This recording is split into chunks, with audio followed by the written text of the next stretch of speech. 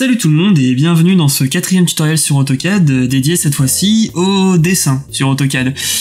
Oui, aujourd'hui nous allons apprendre comment bien dessiner sur AutoCAD. Alors bien sûr, je ne vais pas vous faire un cours d'architecture sur la forme des bâtiments ou ce genre de choses. Ça va être simplement un cours entre guillemets technique sur la manière dont je vous préconise de dessiner sur AutoCAD afin d'être le plus efficace possible, de perdre le moins de temps possible et surtout d'avoir un dessin correct. Voilà, qui soit présentable et bien sûr sans perdre énormément de temps. Donc on attaque tout de suite dans le vif du sujet. Donc le modèle que nous allons dessiner, c'est le modèle que vous avez dans le générique. Donc c'est une petite maison assez simple à faire, mais en même temps assez technique. Donc on est sur des murs en bois composite. On va dessiner le bardage, le plaquage intérieur, l'isolant, la structure, enfin tout. Et voilà, on va commencer tout de suite. Donc déjà, pour bien débuter tout ça, on va commencer par positionner le bâtiment. Donc le bâtiment va se positionner le long de cet axe-ci, et on va commencer par les fondamentaux. Donc dessiner les murs coupés, voilà. Donc nous n'allons pas dessiner en mur coupé extérieur, mais en mur coupé intérieur, donc, comme ceci. Pourquoi ça? Eh bien parce que ce que nous allons dessiner est assez fin, c'est un mur composite.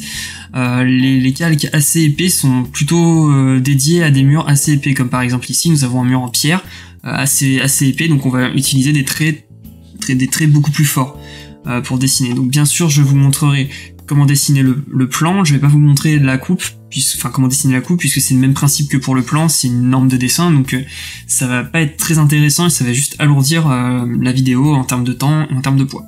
Donc c'est pas très intéressant. On va essayer d'être concis, d'être clair et de vous montrer le maximum de choses. Donc tout d'abord on commence par l'enveloppe extérieure. Donc l'enveloppe extérieure est composée d'un mur de 11 mètres, 7. Donc je vais dessiner voilà, en mètres. Donc 11.7 pour faire la longueur. Donc bien sûr je me mets en mode ortho. Hein. Là si j'enlève fuite, je ne suis plus en mode ortho. Si je me rajoutais fuite, je suis en mode ortho. Donc on fait un trait de 11,7. Voilà, comme ceci. Avec un bardage d'une épaisseur de 4 cm. Donc on va faire un décalage ici, comme ceci. Donc 0,04. Entrée. Et ensuite, on va faire un décalage de 6 cm. 0,06. Ok, entrée.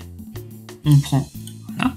Cette fois-ci, ça va être pour le pare-vapeur. Donc le pare-vapeur n'est pas un trait coupé, mais un trait vu. Il faut qu'il soit un trait plus fin que le trait coupé. Ensuite, un isolant. On va laisser la place pour l'isolant de 15 cm, donc 0,15. Entrée. Voilà. Et le bardage intérieur, qui lui fait 5 cm. 0,05, entrée. Et voilà. Bardage intérieur qu'on va faire plus fin que le bardage extérieur. Voilà. Donc là vous avez votre base, votre mur. Maintenant il va falloir dessiner le trait d'isolant. Et alors là, pour dessiner le trait d'isolant, la petite astuce que je vous donne, c'est vous faites une ligne ici, comme ceci, et vous prenez la ligne du milieu. Donc vous me mettez d'abord dans votre calque isolation, que vous avez réglé au préalable dans votre gestionnaire de calque, avec un type de ligne qui est isolation. Voilà, que vous pouvez aller ici dans charger, et vous pouvez trouver en cherchant un petit peu. Voilà, isolation. Donc ça c'est tous les aspects techniques des lignes. Donc tout est dedans. C'est l'avantage avec AutoCAD. Et vous faites votre ligne, comme ceci. Jusqu'au bout. Voilà, n'hésitez pas à dépasser. Donc là vous remarquez que l'isolant est hyper gros. Il est vraiment trop gros. Donc ce que vous allez faire en fait, c'est que vous allez sélectionner votre ligne. Ici, vous allez aller dans ses propriétés. Et en fait, dans échelle du type de ligne, vous allez diminuer cette échelle-là. Donc on va mettre par exemple un 0,18. Voilà. Et vous remarquez que 0,18, ça tient parfaitement entre vos deux traits. Donc voilà, ça fonctionne. Ensuite, on a juste à ajuster ici. Donc c'est pas ultra nécessaire parce que de toute façon, on va réajuster. Donc on sélectionne la limite à ajuster. Hop, on fait ça comme ça. Et voilà. Donc là, vous avez basiquement votre premier mur de dessiner. Ensuite, donc... Maintenant, on va mesurer des distances. Alors, comment mesurer des distances sur AutoCAD? Il y a plusieurs écoles, il y a deux écoles. Il y a l'école de ceux qui font des lignes, donc par exemple, qui disent ici je veux mesurer 3 mètres, je fais 3, hop, voilà. Bon, évidemment avec un autre, vous mettez votre ligne généralement on utilise un calque, genre calque 1 et tout ça machin, voilà. Le problème de cette méthode, c'est que vous avez des lignes qui se superposent. Donc les lignes qui se superposent, c'est bien quand vous vous rappelez que vous avez utilisé cette ligne juste pour faire des mesures, mais si vous oubliez cette ligne, vous pouvez vous retrouver avec plein de choses qui se superposent. Admettons, regardez, cette ligne-là, je la passe au premier plan, donc ordre de tracé en avant. Là, ordre de tracé en avant. Et voilà, la ligne blanche a disparu. Et le problème, c'est qu'elle apparaîtra à l'impression, et ça va vous faire plein de trucs dégueulasses. Donc vous êtes quasi sûr, en utilisant cette méthode, de vous paumer. Donc là, par exemple, pour l'enlever, j'ai sélectionné ici, mais vous voyez que ça me sélectionne aussi ma ligne verte, donc vous maintenez Maj. Hop. Maj vous permet d'exclure de la sélection ce que vous allez sélectionner. Donc ça c'est très pratique, rappelez-vous-en. Vous maintenez Maj, ça enlève. Voilà. Donc on supprime. Et il y a une autre école, une autre manière de dessiner, qui est elle beaucoup plus intéressante à mon goût, c'est les cercles. Donc vous faites C pour un cercle, et là vous faites par exemple, vous mettez dans un calque, admettons calque 1, n'importe lequel, on s'en fout, hop, avec un cercle, et par exemple vous faites un cercle de 3 mètres. Voilà. Et là, vous avez ici un point d'accrochage qui vous permet de dessiner à 3 mètres. Et le cercle, vous êtes sûr de pas le louper, parce qu'un gros cercle au milieu de votre dessin, vous êtes sûr de pas le louper, et donc de le supprimer dès que vous n'en avez plus besoin. Et donc le cercle, comme ça, vous permet de dessiner, de mesurer des longueurs et de dessiner de manière beaucoup plus intéressante, en fait. Donc nous, ce qu'on va faire, c'est qu'on va faire un cercle de 8,6 m. 8.6. Voilà. Et on va prendre ce mur-là, et on va le dupliquer. Donc comme ceci, copier. On prend un point, et on le duplique n'importe où. Voilà, peu importe. Et ensuite on va lui mettre un effet miroir, parce qu'on veut que le bordage intérieur soit à l'intérieur, et que l'extérieur soit à l'extérieur, bien sûr. Donc pour ça, on utilise le miroir, on prend un point ici, et voilà, comme ceci. Effacer l'objet source, oui, puisqu'on n'en a plus besoin. Donc O pour oui. Et voilà, donc on se retrouve avec ce mur-là. Et donc ce mur-là, on a juste à le déplacer avec ce point-là, pour le positionner ici, au sommet du cercle. Et voilà. C'est hyper rapide et hyper simple à utiliser. Donc ça, c'est un trait c'est un trait dont on ne va pas se servir. Voilà. Ok. Et donc, maintenant, tout ce qu'il nous reste à faire, déjà, on va ajuster ici, ceci. Maintenant, on va faire le mur du fond. Donc pour ça, c'est tout simple. On va prendre ce mur-là, étant donné qu'on l'a déjà dessiné, hein, on va faire comme ceci, et on va le faire tourner. Donc on l'a dupliqué, maintenant on va le faire tourner à 90 degrés, comme ceci. Donc quand on est sur des axes contraints, c'est beaucoup plus simple de faire tourner des objets. Et ensuite, tout ce qu'on a à faire, c'est de venir ici avec l'outil déplacer. Donc là, on fait voilà, F8, comme ça on n'est plus contraint. Si vous continuez, si vous avez F8 d'activer, vous êtes toujours contraint. Si vous faites F8, vous n'êtes plus contraint. Voilà. Et on va venir le positionner ici. Donc là, on remarque que ça se colle un peu, c'est pas terrible. Donc nous, ce qu'on aimerait, c'est que ici, ça se continue. Et donc on va utiliser le petit outil chanfrein. Donc l'outil chanfrein, voilà, il vous permet de faire ceci. Alors, une petite astuce, là je viens d'utiliser un outil, si je veux réutiliser derrière le même outil sans avoir à venir dans la palette ici ou sans avoir à taper de commande, j'appuie sur espace. Espace me permet de récupérer le dernier outil que j'ai utilisé. Voilà.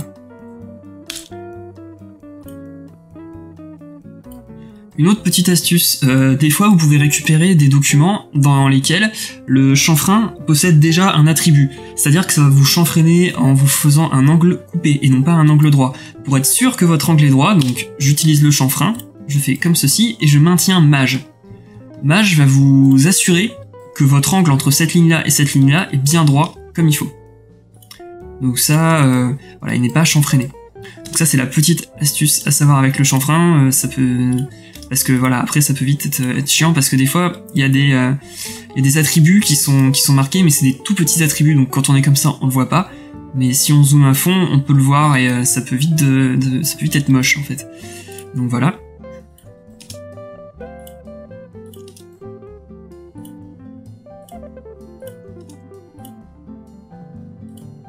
Voilà, on a nos 3 murs. Maintenant il nous manque évidemment le 4e.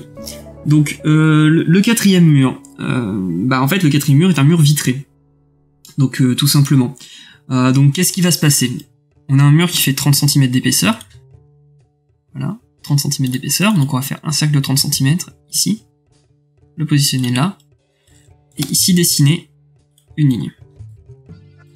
Là. Comme ceci. Cette ligne, on va la mettre dans le calque ligne de cote. Là. Et on va faire donc notre vitrage en décalant de 5 cm. Comme ceci.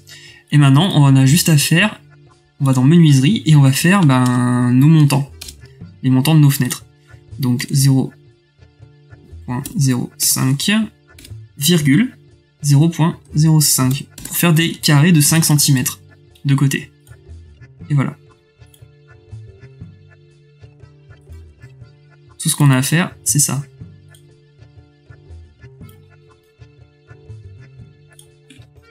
Voilà.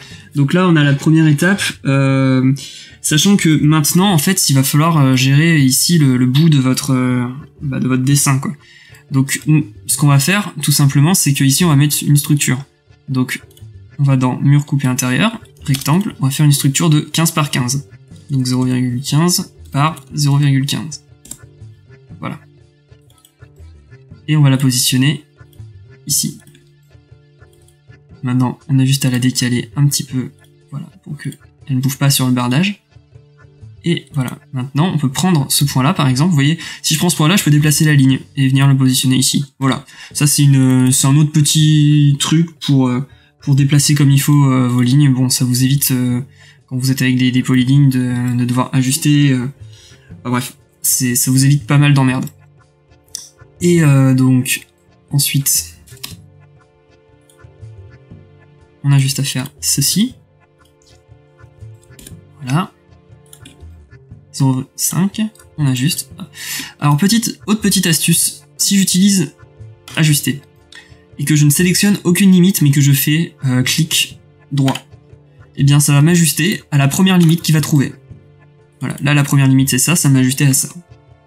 Donc ça c'est voilà, c'est la petite astuce qui vous permet d'aller un peu vite quand vous n'avez pas énormément de limites à gérer. Donc là j'ai modifié ce mur là. Bon, je pourrais voilà. Donc j'ai modifié ce mur là. Je vais travailler d'abord sur ce mur là. Le mur d'en face est symétrique, donc je le ferai en accéléré. Donc voilà, là on a géré le bout de notre mur. Et maintenant, on va donc gérer les ouvertures. Donc pour faire les ouvertures, c'est simple. Je fais une première ouverture à 3 mètres. Là. Et cette ouverture va faire 70 cm de large.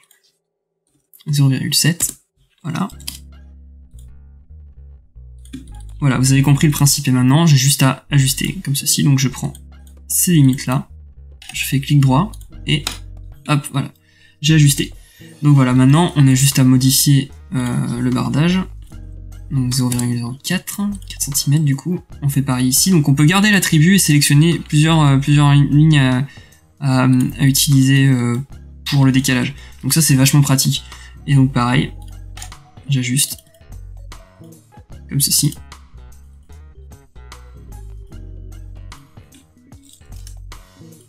L espace pour faire des lignes, ça va beaucoup plus vite.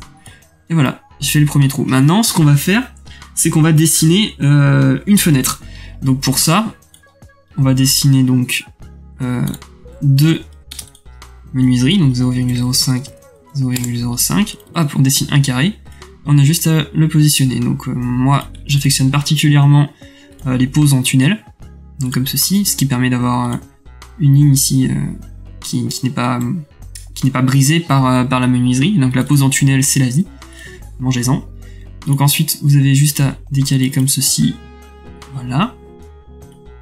En dupliquant les carrés, donc pour avoir l'ouvrant et le montant. Vous faites une ligne ici, voilà. Une ligne au milieu. Et donc si vous voulez aller un petit peu dans le détail, les deux lignes externes qui ne sont pas coupées, donc qui sont des lignes de cadre qu'on va voir, vous pouvez les mettre en trait plus fin, par exemple dans le calque ligne de cote. Donc voilà, vous avez votre fenêtre, mais vous n'avez pas envie de la redessiner 15 fois parce qu'il y a plusieurs fenêtres dans cette maison. Donc ce que vous allez faire, c'est que vous allez sélectionner tout ce que vous voulez redupliquer. Vous n'allez pas forcément faire de bloc, vous n'êtes pas obligé de faire un bloc pour ça, vous pouvez aller dans grouper et grouper, voilà. Donc ça vous fait un groupe. Le groupe, c'est un peu comme le bloc en moins cool parce que c'est moins éditable entre guillemets. Donc voilà, retenez-le. Le bloc, il faut pas en abuser, même si ça fonctionne plutôt bien. Et donc voilà, je vais faire les autres fenêtres en accéléré et je vous reprends juste après. Et voilà, donc le mur de ce mur-là et ce mur-là sont les mêmes. Donc du coup, je les ai simplement dupliqués et fait un effet miroir. Voilà, c'est tout simple. Donc ensuite, bah on peut rajouter à l'intérieur des deux murs justement. On peut rajouter ici, hop, en plein milieu. Hop. Comme ceci. Une structure, là.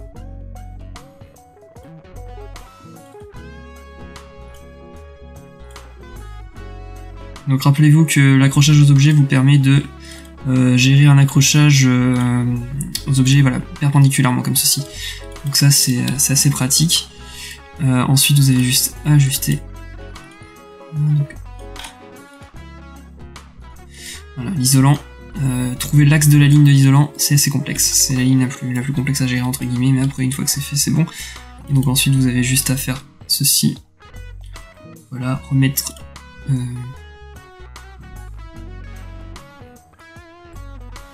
là. On ajuste. Et voilà. Donc là vous avez vos deux murs, ce mur là. Et donc maintenant on va donc dessiner cette façade là, donc ces deux façades là. Donc on va travailler tout simplement avec toujours avec les cercles. Donc 3,4 m, voilà. Bien, positionner ici. 3,4 m, comme ceci, venir positionner la structure.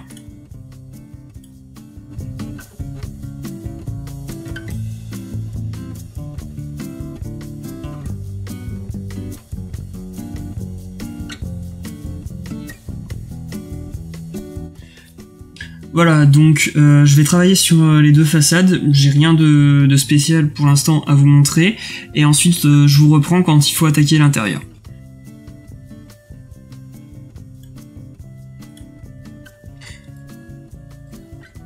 Et voilà, donc j'ai travaillé sur les façades, et en fait, comme vous pouvez le voir, il y a un petit truc qui couac, c'est sur les pointillés. Donc vous voyez ici les pointillés sont corrects parce que j'ai fait une manipulation, et là les pointillés sont pas corrects parce que je les ai fait tels quels.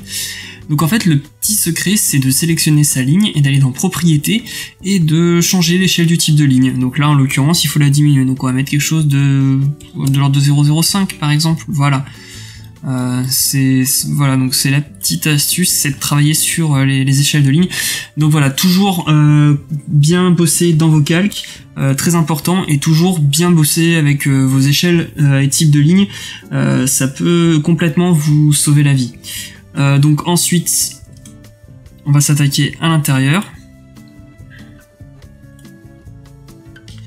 Voilà, donc en commençant par positionner la structure. Voilà, comme ceci. Et donc, voilà. Donc je m'y retrouve dans mes fiches. Donc on va commencer par les chambres.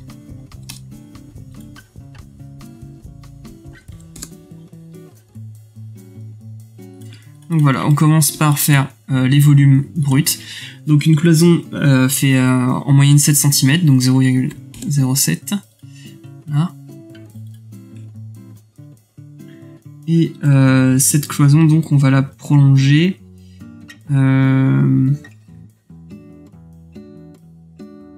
Donc.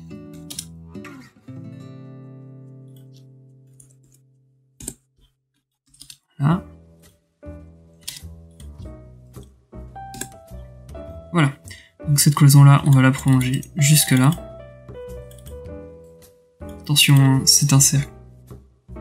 Donc vous voyez, voilà. Évitez ce genre de petite erreur. Pensez bien que le cercle, ça fait ça, quoi. Hop.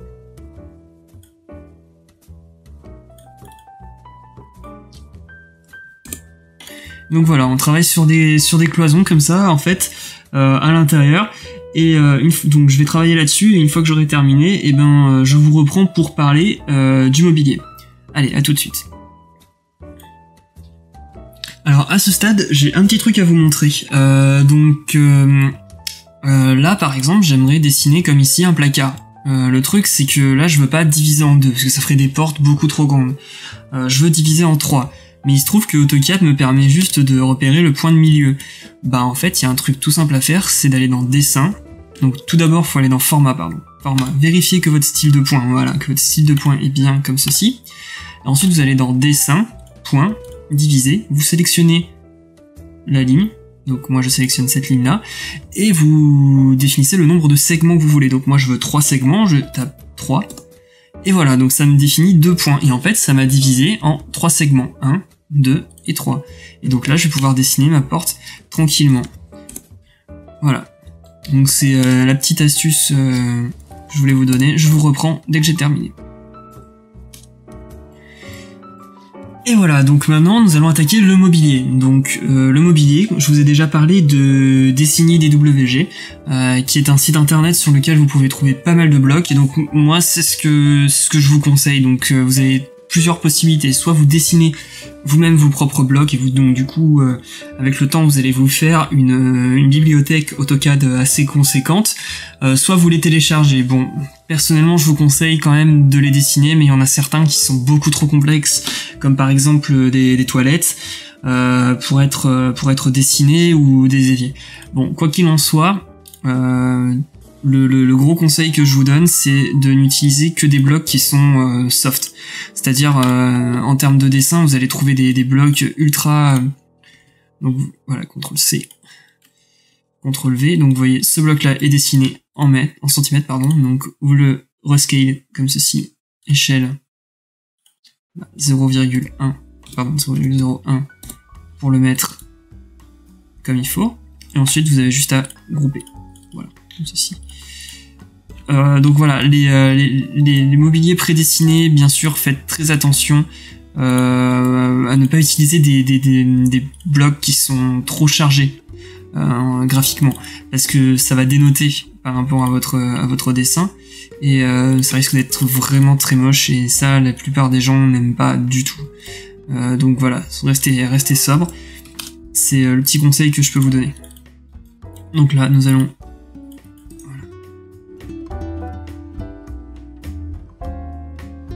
Et donc à côté, nous allons faire les toilettes. Donc pour ça, nous allons utiliser un bloc.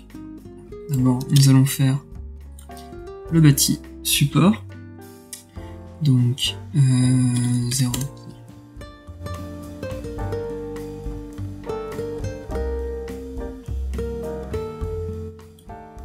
Voilà. Nous avons le bâti support de nos toilettes. On va voir.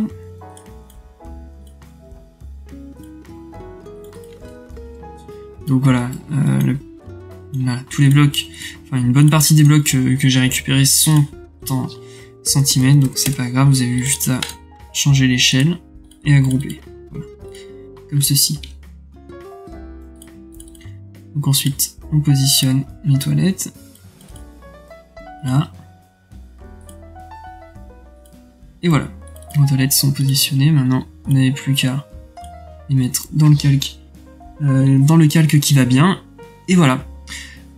Donc ensuite on va lui faire une petite tablette.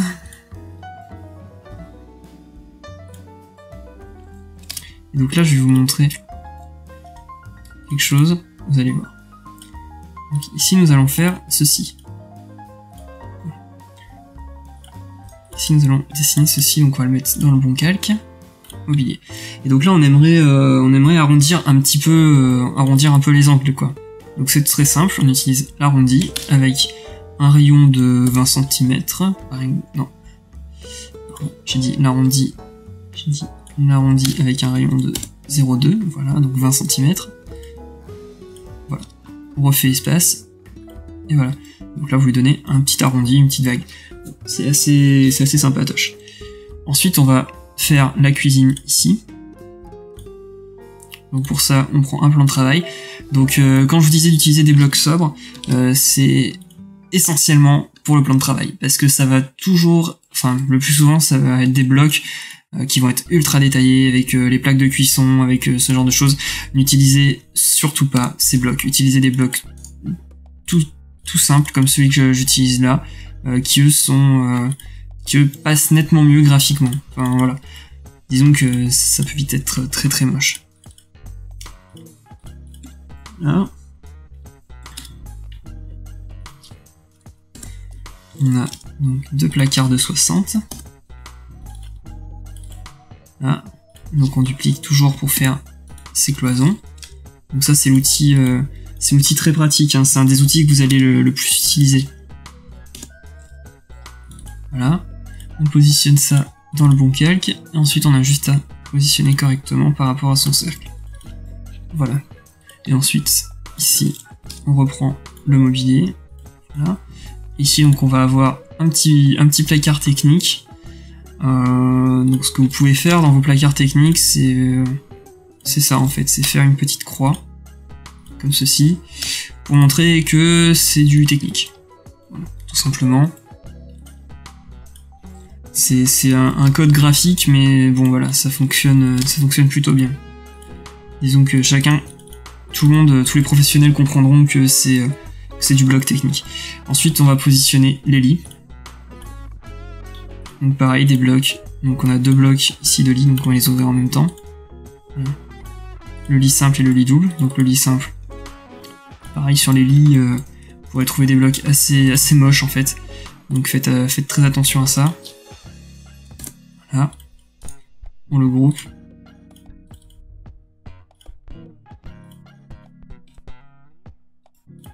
On le positionne, on le fait tourner comme ceci. Donc F8 pour les contraintes, bien sûr. Voilà. On va mettre le lit à 80 cm du bord.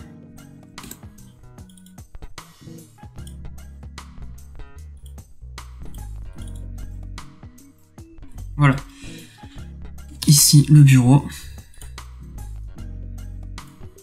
Comme ceci. Ici on va se payer un petit bureau aussi.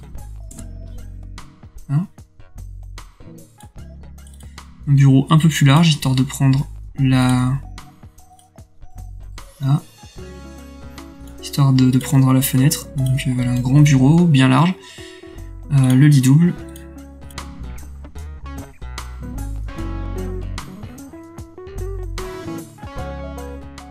Alors voilà. Ici par exemple, vous voyez, j'ai changé, j'ai mis du calque. Enfin, j'ai mis le calque mobilier, mais là vous voyez que la couleur c'est celle du bloc. Si vous voulez que ce soit la couleur du calque, vous mettez couleur du calque. Voilà, c'est un petit truc, histoire d'éviter de paniquer, vous inquiétez pas. Bon, ça vous permet aussi de vous y retrouver, hein, parce que chaque calque ayant une couleur, chaque calque ayant aussi une épaisseur de trait. Vous allez comprendre après. Donc voilà, là on a fait le gros du travail. Je vais fignoler tout ça avec du mobilier, histoire de mettre un petit peu d'ambiance. Et ensuite je vous retrouve. Allez, à tout de suite. Voilà, donc je vous reprends. Voilà, j'ai mis un petit peu de mobilier pour mettre un peu de vie. Bon, tout le mobilier n'y est pas, mais voilà. L'idée, vous avez compris. Après, vous pouvez agrémenter vos plans. Un petit truc que je voulais vous montrer avant d'attaquer les présentations, en fait, c'est ça. C'est-à-dire que vous avez un groupe, mais ce groupe-là, vous voulez plus que ce soit un groupe, vous voulez le dissocier.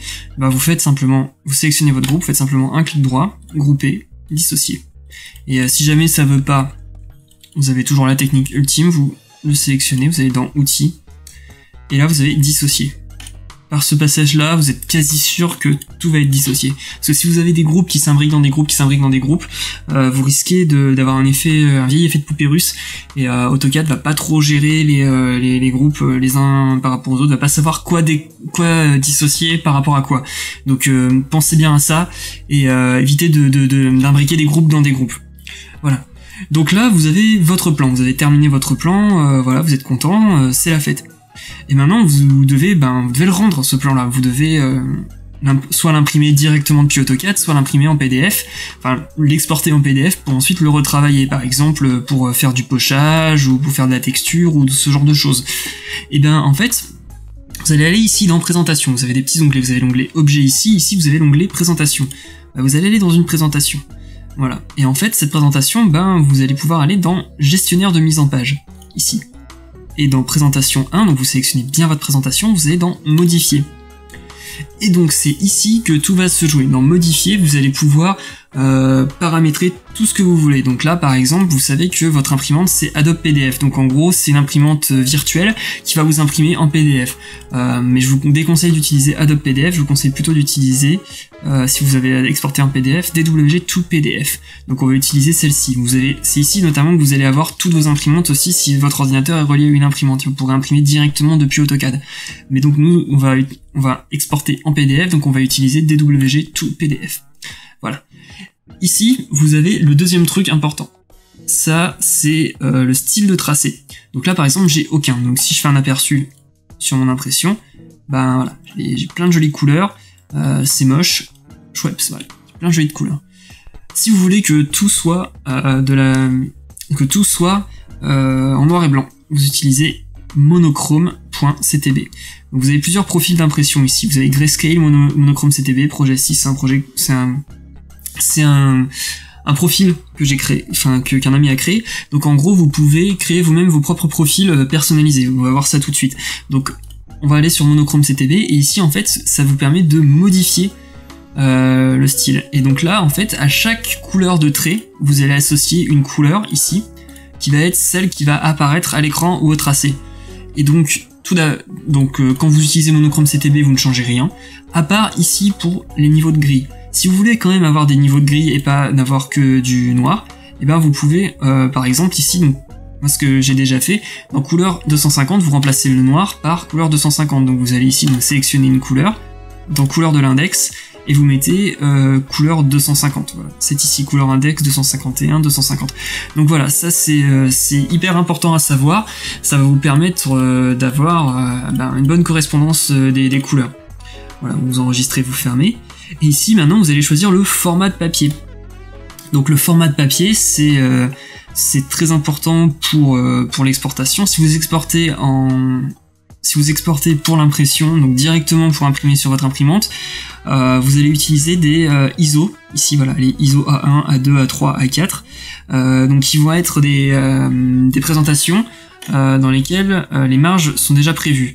Et alors très important, vous voyez ici les unités. Vous faites bien gaffe que 1 mm soit égal à 1 unité. Voilà, très très important. Et donc, si vous voulez exporter pour ensuite retravailler sur votre ordinateur, vous n'avez pas besoin des marges, puisque les marges c'est exclusivement pour de l'impression. Sur un ordinateur, les marges sont totalement inutiles. Vous pouvez faire des fenêtres beaucoup plus grandes qui font toute la taille de la page. Donc vous allez utiliser ISO Full Bleed. Donc ISO Full Bleed, par exemple, je vais faire un ISO Full Bleed A3. Voilà, et je vais sur OK. Voilà. Et donc là, vous avez votre page en ISO Full Bleed A3. Ici, vous avez votre fenêtre de présentation. Donc c'est exactement comme un dessin. Donc vous allez prendre le coin ici, vous allez l'étirer comme ceci. Vous pouvez dépasser un petit peu, c'est pas très gênant. Et voilà. Si vous double-cliquez sur cette fenêtre-là, voilà, ça vous fait rentrer dans la fenêtre de présentation. Si vous double-cliquez à l'extérieur, vous bougez la fenêtre de présentation et non plus l'objet. Donc là, voilà, vous pouvez zoomer avec la molette et tout, machin. Mais maintenant, vous avez envie de mettre des choses à l'échelle. Donc là, il y a plusieurs possibilités. Donc vous double-cliquez ici. Les possibilités sont soit vous définissez vos échelles directement à partir de cet outil-là, donc en ajoutant des échelles, soit vous utilisez les Zoom XP. Donc les Zoom XP sont disponibles sur internet, vous pouvez les retrouver. Donc vous tapez échelle d'impression AutoCAD Zoom XP et en fait vous allez avoir un petit site qui va vous expliquer comment mettre bien à l'échelle vos projets. Donc là vous faites Z,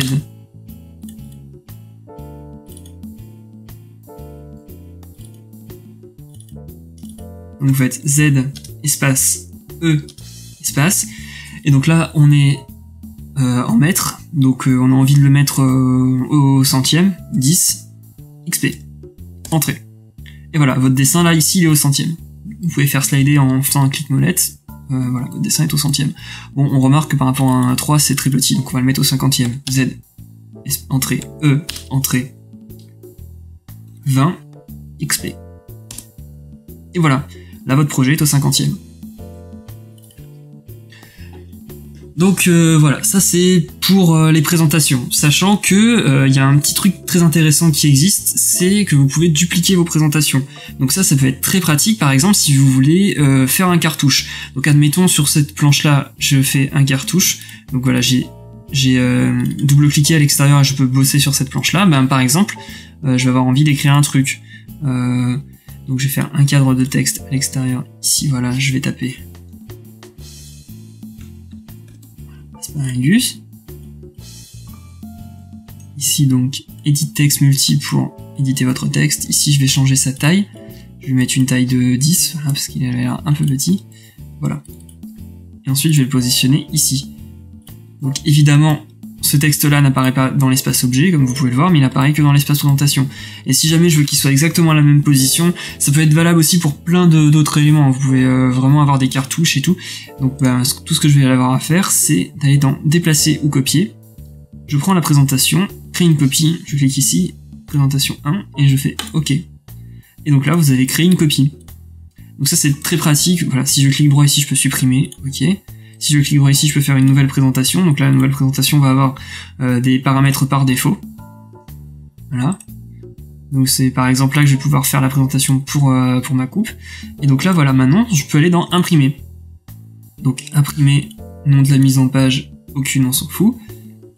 DWG to PDF, ISO full bleed. Donc là, ça reprend exactement les paramètres du gestionnaire de mise en page.